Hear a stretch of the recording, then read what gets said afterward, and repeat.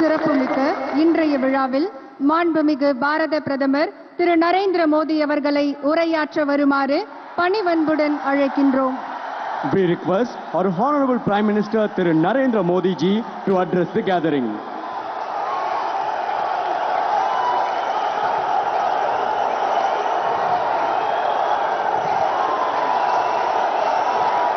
भारत माता की, भारत माता की, भारत माता की। तमिलनाडु के राज्यपाल श्री RN रवि जी,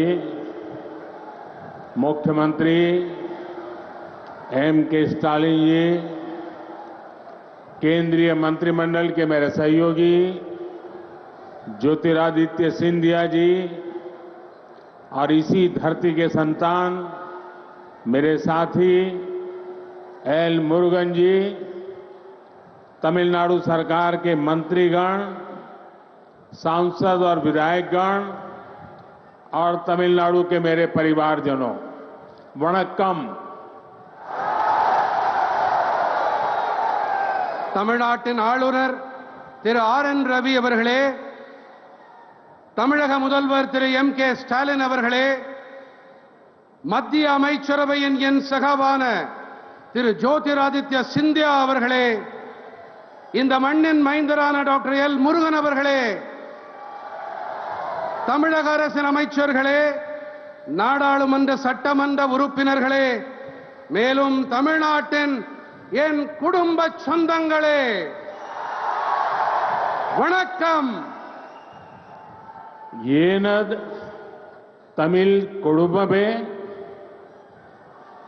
முதலில் உங்கள் அனைவருக்கும் 2024 புத்தாண்டு நல்வாழ்த்துக்கள். I wish that the year 2024 is peaceful and prosperous for everyone. It is a privilege that my first public program in 2024 is happening in Tamil Nadu.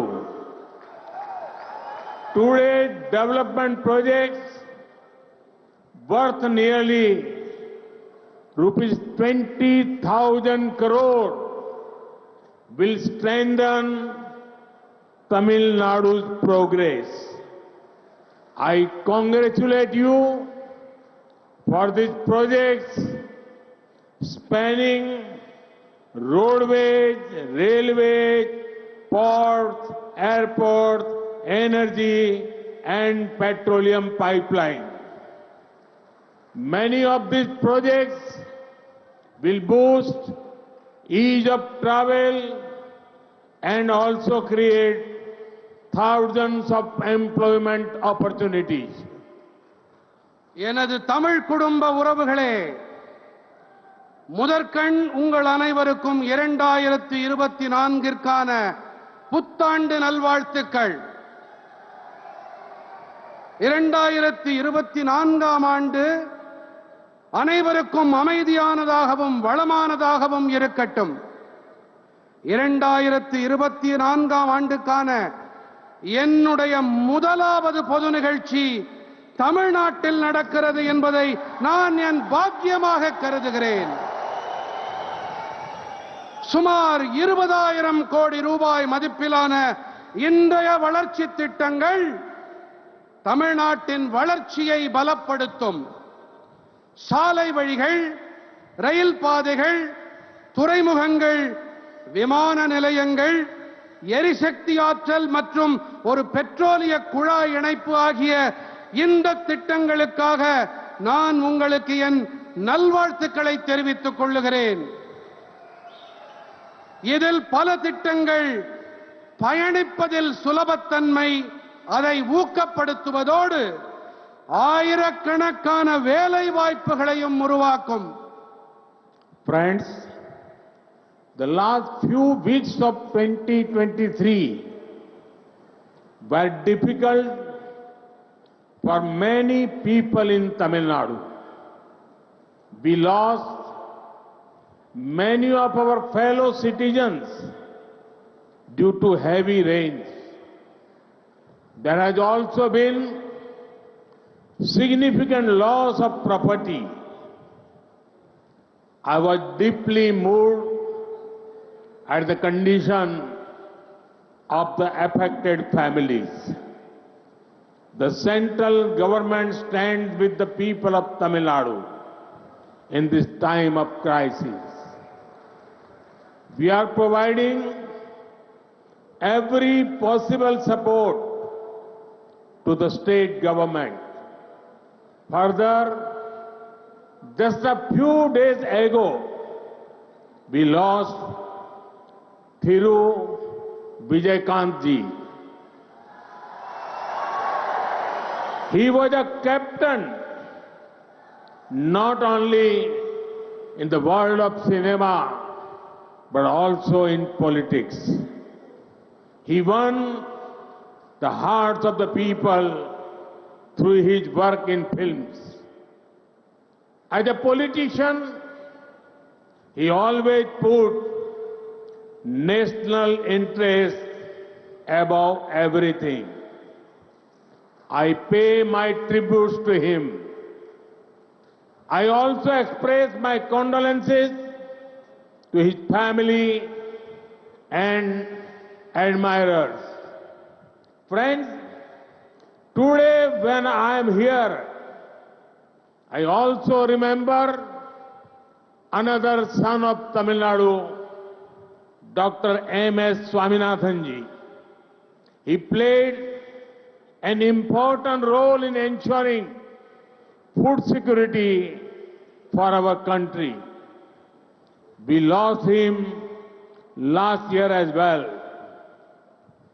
நண்பர்களே, தமிழ்நாட்டில் பலருக்கு 2023ஆம் ஆண்டின் கடந்த சில வாரங்கள் மிகவும் கடினமானவையாக இருந்தன.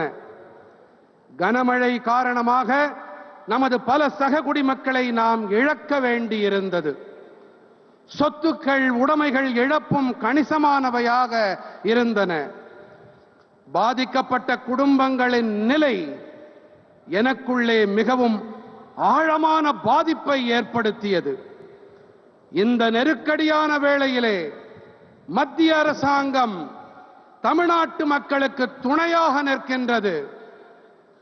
சாத்தியமான அனைத்து ஆதரவையும் மாநில அரசாங்கத்திற்கு நாங்கள் அளித்து வருகின்றோம்.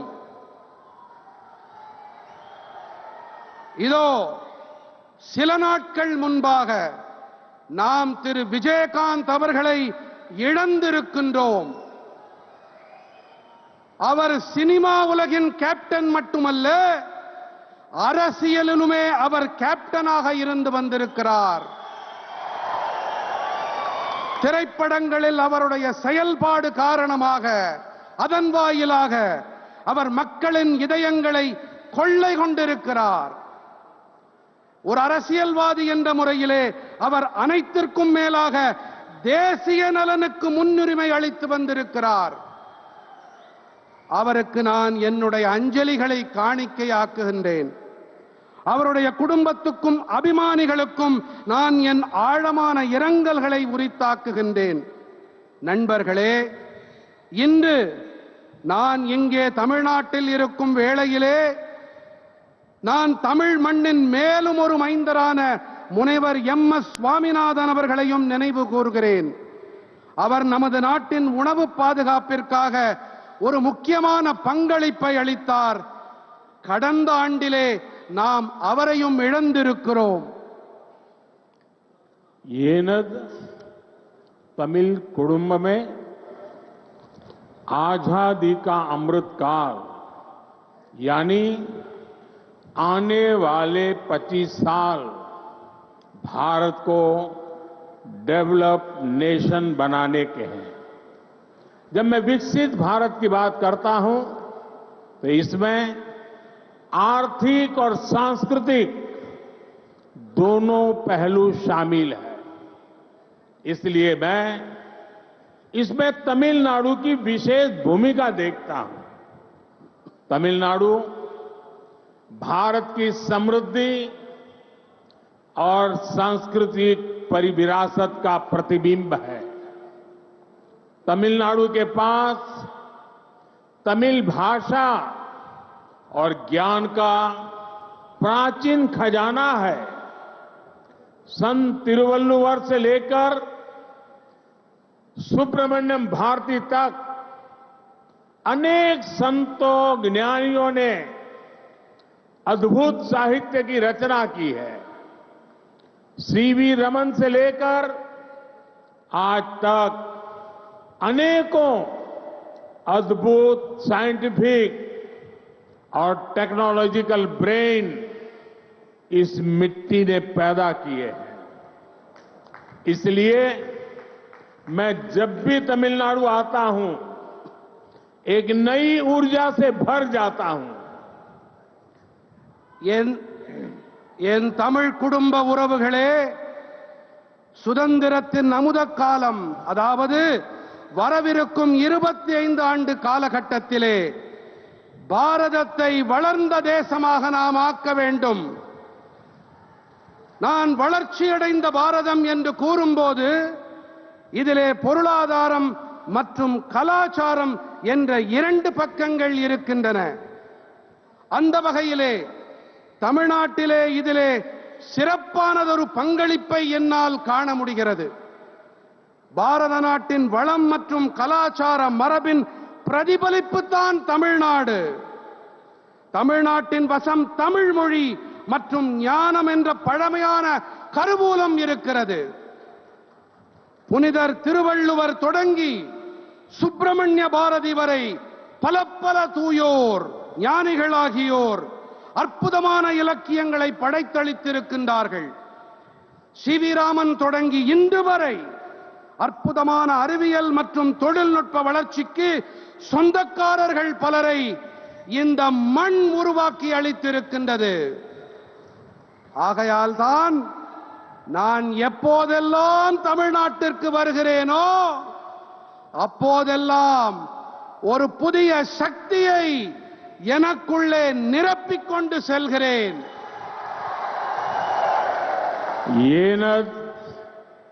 कुडुम्ब में तिरुचिरापल्ली शहर में तो समृद्ध इतिहास के प्रमाण कदम कदम पर दिखते हैं। यहां हमें पल्लव, चोल, पांड्य और नायक जैसे विभिन्न राजवंशों के सुशासन का मॉडल दिखता है। मेरे बहुत सारे तमिल मित्र रहे हैं, मेरी उनसे बहुत आत्मीयता रही है और मुझे उनसे तमिल कल्चर के बारे में बहुत कुछ सीखने को भी मिला है। मैं दुनिया में कहीं भी जाता हूं तो तमिलनाडु की चर्चा किए बिना रह नहीं पाता। साथियों, मेरा प्रयास है कि देश के विकास और विरासत में तमिलनाडु से मिली सांस्कृतिक प्रेरणा का लगातार विस्तार हो। आपने देखा है कि दिल्ली में संसद की नई इमारत में पवित्र सेंगोल की स्थापना की गई है। एक गुड गवर्नेंस के उस मॉडल से प्रेरणा लेने का प्रयास है जो तमिल परंपरा ने पूरे देश को दिया है। काशी तमिल संगमम, सौराष्ट्र तमिल संगमम जैसे अभियानों का मकसद भी यही है। जब से ये अभियान शुरू हुए हैं तब से पूरे देश में तमिल भाषा, तमिल कल्चर को लेकर उत्साह और बढ़ा है। எனக்கு பிரியமான குடும்ப உறுப்பினர்களே, திருச்சிராப்பள்ளி நகரம் என்று சொன்னாலே வளமான வரலாற்றுக்கான சான்றுகள் அங்கிங்கெனாதபடி எல்லா இடங்களிலும் கொட்டி கிடக்கின்றது. இங்கே பல்லவர்கள், சோழர்கள், பாண்டியர்கள், நாயக்கர்கள் போன்ற பல்வேறு அரச வம்சங்களின் நல்லாட்சி மாதிரிகள் கண்கூடாக காண கிடைக்கின்றன. எனக்கு ஏராளமான தமிழ் நண்பர்கள் உண்டு. அவர்களிடத்திலே எனக்கு மிக நெருக்கமான உறவுகள் உண்டு. இவர்களிடமிருந்து தமிழ் கலாச்சாரம் பற்றி வெகுவாக கற்கக்கூடிய நல்வாய்ப்பும் எனக்கு கிட்டியிருக்கிறது. உலகின் எந்த இடத்திற்கு நான் சென்றாலும் கூட தமிழ்நாட்டை பற்றி பேசாமல், தமிழ் மொழியை மனதார புகழாமல் என்னால் இருக்க முடிவதில்லை. நண்பர்களே, தேசத்தின் வளர்ச்சி மற்றும் பாரம்பரியத்தில் தமிழ்நாட்டிலிருந்து கிடைக்கும் கலாச்சார உத்வேகம் தொடர்ந்து விரிவாக வேண்டும், பரவ வேண்டும் என்பதே என்னுடைய முயற்சியாக இருக்கிறது. தில்லியின் பாராளுமன்ற புதிய கட்டிடத்திலே புனிதமான செங்கோல் நிறுவப்பட்டிருப்பதை நீங்கள் கண்டிருக்கலாம். தமிழ் பாரம்பரியமானது தேசத்திற்கு அளித்திருக்கும் நல்லாளுகை மாதிரியிலிருந்து கருத்தூக்கம் பெறும் முயற்சியே இது. காசி தமிழ்ச் சங்கமம், சௌராஷ்டிரா தமிழ்ச் சங்கமம் போன்ற இயக்கங்களின் பொருளும் கூட இதுதான். இந்த இயக்கங்கள் தொடங்கப்பட்டதிலிருந்து நாடு முழுவதிலும் தமிழ் மொழி, தமிழ் கலாச்சாரம் தொடர்பான உற்சாகம் அதிகரித்துக் கொண்டே இருக்கிறது. येन कुडुंब में पिछले 10 वर्षों में भारत ने आधुनिक इंफ्रास्ट्रक्चर पर बहुत बड़ा निवेश किया है। रोड, रेल, पोर्ट, एयरपोर्ट, गरीबों के घर हो या अस्पताल, आज भारत फिजिकल और सोशल इंफ्रास्ट्रक्चर पर अभूतपूर्व निवेश कर रहा है। आज भारत दुनिया की टॉप 5 इकोनॉमी में है। आज भारत पूरी दुनिया में एक नई उम्मीद बनकर उभरा है। बड़े बड़े इन्वेस्टर्स भारत में निवेश कर रहे हैं और इसका सीधा लाभ तमिलनाडु को, तमिलनाडु के लोगों को भी मिल रहा है। तमिलनाडु मेक इन इंडिया का बहुत बड़ा ब्रांड एम्बेसडर बन रहा है। என் அன்பு நிறை குடும்ப சகோதர சகோதரிகளே, கடந்த 10 ஆண்டுகளிலே நவீன கட்டமைப்பின் மீது மிகப்பெரிய முதலீட்டை பாரதம் புரிந்திருக்கிறது. சாலை வழி, ரயில் பாதை, துறைமுகம், விமான நிலையங்கள், ஏழைகளுக்கான வீட்டு வசதிகள் அல்லது மருத்துவமனைகள் என இன்று பாரதம் கட்டுமானம் மற்றும் சமூக கட்டமைப்பின் மீது இதுவரை காணாத முதலீடுகளை செய்து வருகின்றது. இன்று பாரதம் உலகின் தலை சிறந்த 5 பொருளாதாரங்களில் ஒன்றாக விளங்குகிறது. உலகின் ஒரு புதிய நம்பிக்கை தாரகையாக இன்று பாரதம் ஒளிவீசிக் கொண்டிருக்கிறது. பெரிய பெரிய முதலீட்டாளர்கள் எல்லாம் இன்று பாரதத்தில் முதலீடு செய்து வருகிறார்கள். இதன் நேரடி ஆதாயம் தமிழ்நாட்டிற்கும் தமிழ் மக்களுக்கும் கிடைத்து வருகின்றது. தமிழ்நாடு மேக் இன் இந்தியா, இந்தியாவில் தயாரிப்போம், இதன் மிகப்பெரிய பிராண்ட் அம்பாசடராக மாறிக்கொண்டிருக்கிறது. येन कुडुंब में हमारी सरकार राज्य के विकास से देश के विकास के मंत्र पर चलती है।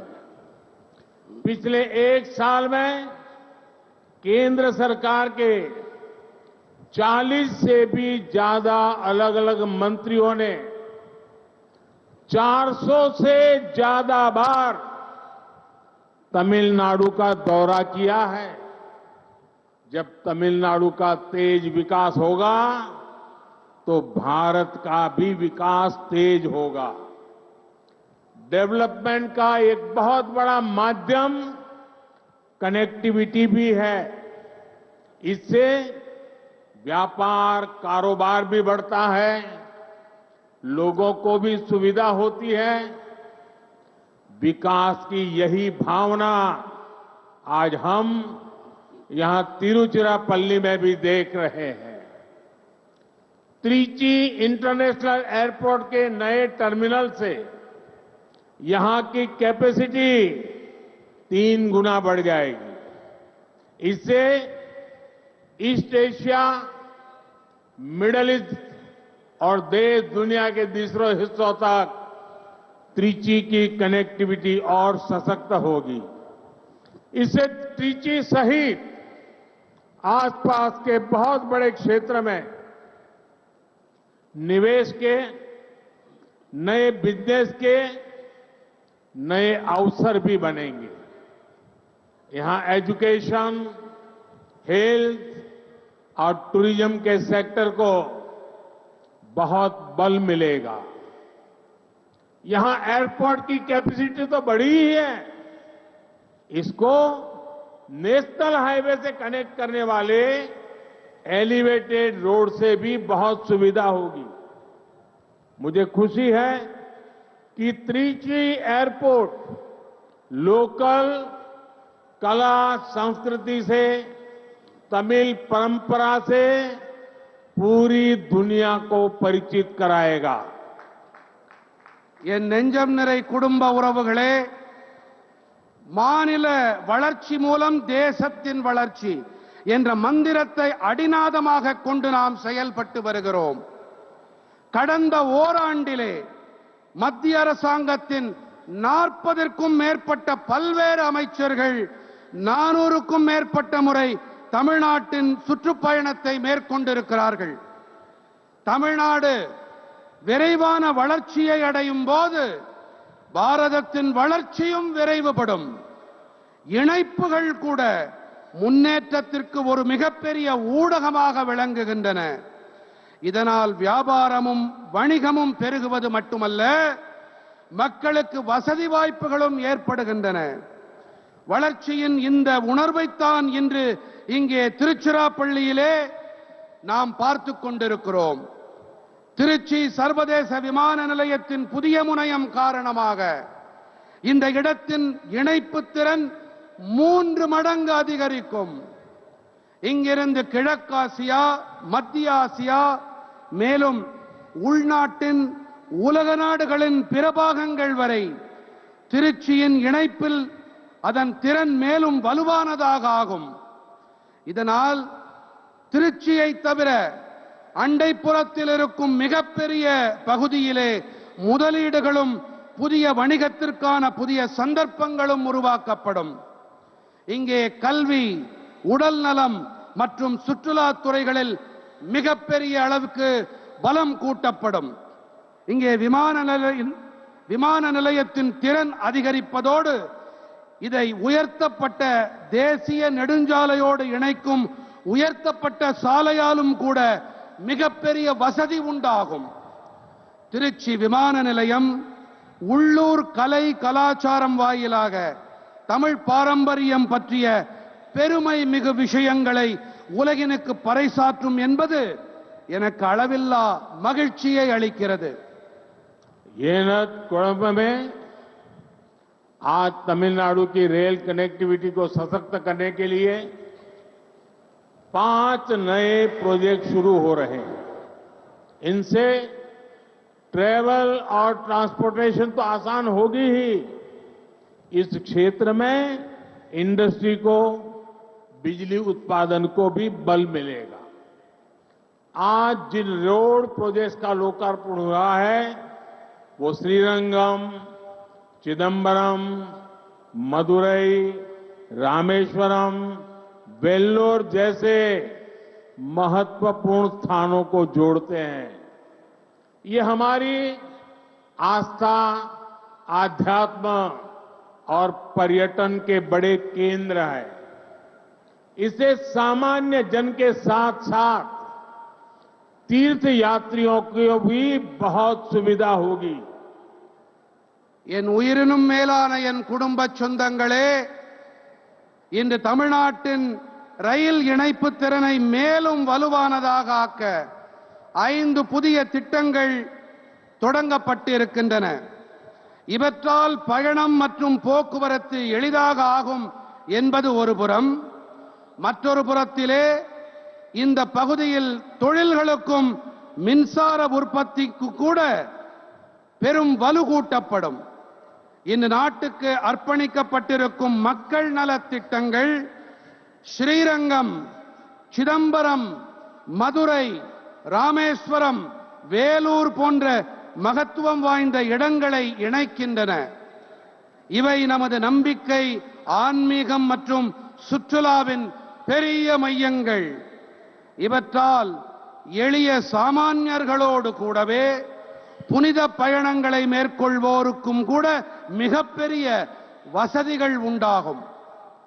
येनत कुंभ में बीते 10 वर्षों में सेंट्रल गवर्नमेंट का बहुत अधिक फोकस पोर्ट लेड डेवलपमेंट पर रहा है। हमने समुद्री किनारों के इंफ्रास्ट्रक्चर के विकास और मछुआरे साथियों के जीवन को बदलने के लिए अनेक काम किए। पहली बार फिशरीज के लिए अलग मिनिस्ट्री, अलग बजट हमने बनाया है। पहली बार मछुआरों के लिए भी किसान क्रेडिट कार्ड की सुविधा दी गई है। मछुआरों के लिए डीप सी फिशिंग के लिए बोट्स के आधुनिकीकरण के लिए भी सरकार मदद दे रही है। पीएम मत्स्य संपदा योजना से मछली के कारोबार से जुड़े साथियों के लिए बहुत बड़ी मदद मिल रही है। என் நெஞ்சுக்கு நெருக்கமான குடும்ப உறுப்பினர்களே, கடந்த 10 ஆண்டுகளிலே மத்திய அரசாங்கத்தின் மிகப்பெரிய கவனம் துறைமுகம் வழிநடத்தும் முன்னேற்றம் மீது இருந்து வந்திருக்கிறது.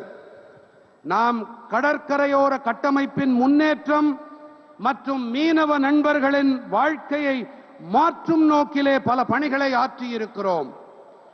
சுதந்திரம் கிடைத்த பிறகு முதன்முறையாக மீன் வளத்திற்கென பிரத்யேகமான தனியொரு அமைச்சகத்தை ஏற்படுத்தி அதற்கென பிரத்யேகமாக நிதி ஒதுக்கப்பட்டிருக்கிறது. முதன்முறையாக மீனவர்களுக்கும் கூட விவசாயிகள் கிசான் கிரெடிட் கார்டு, விவசாயிகள் பற்று அட்டை வசதியும் அளிக்கப்பட்டிருக்கிறது. மீனவர்களுக்கு ஆழ்கடல் மீன்பிடிப்புக்காகவும் நவீனமயமாக்கலுக்கும் அரசாங்க உதவிகள் கிடைத்து வருகின்றன. பிரதம மந்திரி மீன்வள திட்டத்தால் மீன்பிடி தொழிலோடு இணைந்திருக்கும் நண்பர்களுக்கு மிகப்பெரிய உதவிகள் கிடைத்து வருகின்றன. येनत कुंभ में सागरमाला योजना से आज तमिलनाडु सहित देश के अलग अलग पोर्ट्स को अच्छी सड़कों से कनेक्ट किया गया जा रहा है। सेंट्रल गवर्नमेंट के प्रयासों से आज भारत की पोर्ट कैपेसिटी और जहाजों के टर्न अराउंड टाइम में बहुत सुधार हुआ है। कामराजार पोर्ट भी आज देश के सबसे तेजी से विकसित होने वाले पोर्ट्स में से एक है। इस पोर्ट की कैपेसिटी को हमारी सरकार लगभग 2 गुना कर चुकी है। अब जनरल कार्गो बर्थ 2 और कैपिटल ड्रेजिंग फेज 5 के उद्घाटन से तमिलनाडु से होने वाले इंपोर्ट एक्सपोर्ट को नई ताकत मिलेगी। विशेष रूप से ये ऑटोमोबाइल सेक्टर में तमिलनाडु की क्षमताओं का विस्तार करेगा। न्यूक्लियर रिएक्टर और गैस पाइपलाइन से भी तमिलनाडु में इंडस्ट्री को रोजगार निर्माण को बल मिलेगा। என் உயிரினும் மேலான என் குடும்ப சொந்தங்களே, சாகர்மாலா திட்டத்தால் இன்று தமிழ்நாடு உட்பட தேசத்தின் பல்வேறு துறைமுகங்கள் நல்ல சாலைகளோடு இணைக்கப்பட்டு வருகின்றன. மத்திய அரசின் பெருமுயற்சிகளால் இன்று பாரதத்தின் துறைமுக திறனிலும் கப்பல்கள் துறைமுகத்திற்கு வந்து திரும்பிச் செல்லும் நேர அளவிலும் பெரிய மேம்பாடு ஏற்பட்டிருக்கிறது. காமராஜர் துறைமுகம் கூட இன்று தேசத்தின் மிக விரைவாக மேம்பாடு அடைந்து வரும் துறைமுகங்களில் ஒன்றாக விளங்குகிறது. இந்த துறைமுகத்தின் கொள்திறனை நமது அரசாங்கம் கிட்டத்தட்ட 2 மடங்கு வரை அதிகப்படுத்தி இருக்கிறது. இப்போது பொதுவான சரக்கு பர்த் 2 மற்றும் கேபிட்டல் ரெட்ஜிங் 5வது கட்டத்தின் தொடக்கம் காரணமாக தமிழ்நாட்டில் ஆக இருக்கும் ஏற்றுமதி இறக்குமதிக்கு புதிய சக்தி கிடைக்கும். சிறப்பான வகையில் இது வாகனத்துறையில் தமிழ்நாட்டின் திறமைகளை விரிவாக்கும். அணுசக்தி உலை மற்றும் எரிவாயு குழாய் மூலமாகவும் கூட தமிழ்நாட்டின் தொழிற்சாலைகளுக்கு வேலை வாய்ப்பு உருவாக்கல்களுக்கு புதிய பலம் கிடைக்கும். येन कुडुम में आज केंद्र सरकार तमिलनाडु के विकास के लिए राज्य पर रिकॉर्ड राशि खर्च कर रही है। 2014 से पहले के 10 सालों में केंद्र सरकार की तरफ से राज्यों को 30 लाख करोड़ रुपए के आसपास ही दिए गए थे, जबकि हमारी सरकार ने पिछले 10 वर्षों में राज्यों को 120 लाख करोड़ रुपए दिए हैं। 2014 से पहले के 10 साल में तमिलनाडु को जितनी राशि केंद्र सरकार के मिली थी, उससे 2.5 गुना ज्यादा राशि हमारी सरकार ने दी है। पहले के मुकाबले हमारी सरकार ने तमिलनाडु में नेशनल हाईवे बनाने के लिए 3 गुना ज्यादा राशि खर्च की है। रेलवे को आधुनिक बनाने के लिए भी हमारी सरकार पहले के मुकाबले तमिलनाडु में 2.5 गुना ज्यादा खर्च कर रही है। आज तमिलनाडु के लाखों गरीब परिवारों को केंद्र सरकार से मुफ्त राशन मिल रहा है, मुफ्त इलाज मिल रहा है। हमारी सरकार ने पक्का घर, टॉयलेट, नल कनेक्शन, गैस कनेक्शन जैसी अनेक सुविधाएं यहां लोगों को दी है। எனதருமை குடும்ப சொந்தங்களே, இன்று மத்திய அரசு தமிழ்நாட்டின் வளர்ச்சிக்காக மாநிலத்தில் வரலாறு காணாத நிதியை செலவு செய்து வருகிறது. 2014ற்கு முன்பான 10 ஆண்டுகளிலே மத்திய அரசு அதன் தரப்பிலிருந்து மாநிலங்களுக்கு சுமார் 30 லட்சம் கோடி ரூபாய் அளிக்கப்பட்டது. நம்முடைய அரசாங்கமானது கடந்த 10 ஆண்டுகளில் மட்டும் மாநிலங்களுக்கு 120 லட்சம் கோடி ரூபாயை அளித்திருக்கிறது. 2014க்கு முன்பான 10 ஆண்டுகளிலே எத்தனை நிதியை மத்திய அரசிடமிருந்து தமிழ்நாடு பெற்றதோ அதைவிட 2.5 மடங்கிற்கும் அதிகமான நிதியை நம்முடைய மத்திய அரசு அளித்திருக்கிறது.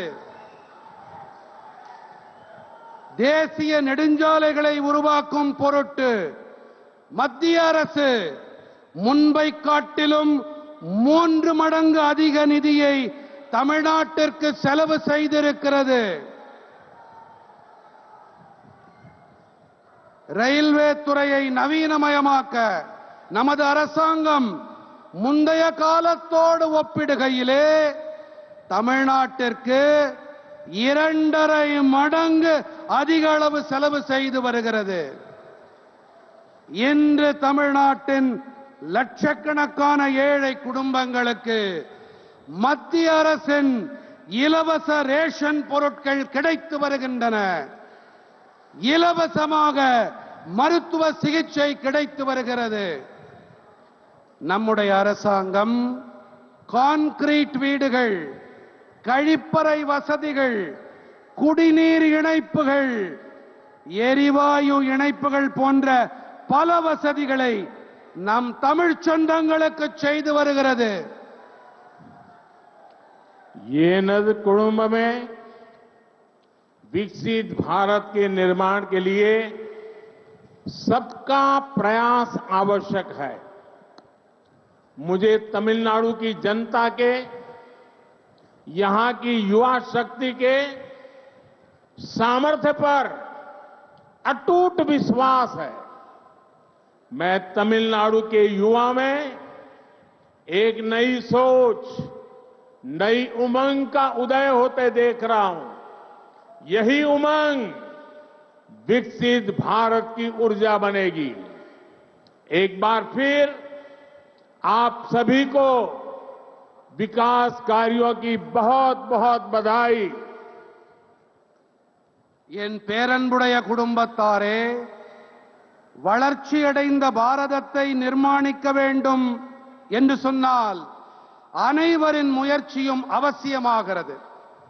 தமிழ்நாட்டு மக்களின், தமிழ் இளைஞர்களின் திறன்கள், திறமைகளின் மீது அபாரமான, அசைக்க முடியாத நம்பிக்கை எனக்கு இருக்கிறது. தமிழ் இளைஞர்களிடத்திலே ஒரு புதிய எண்ணம், புதிய உற்சாகத்தின் உதயத்தை என்னால் தெளிவாக காண முடிகிறது. இந்த உற்சாகம்தான் வளர்ச்சியடைந்த பாரதத்தின் சக்தியாக உருமாறும். மீண்டும் ஒரு முறை உங்கள் அனைவருக்கும் வளர்ச்சி பணிகளுக்கான பல பல நல்வாழ்த்துக்கள். भारत माता की, भारत माता की, भारत माता की. वणक्कम.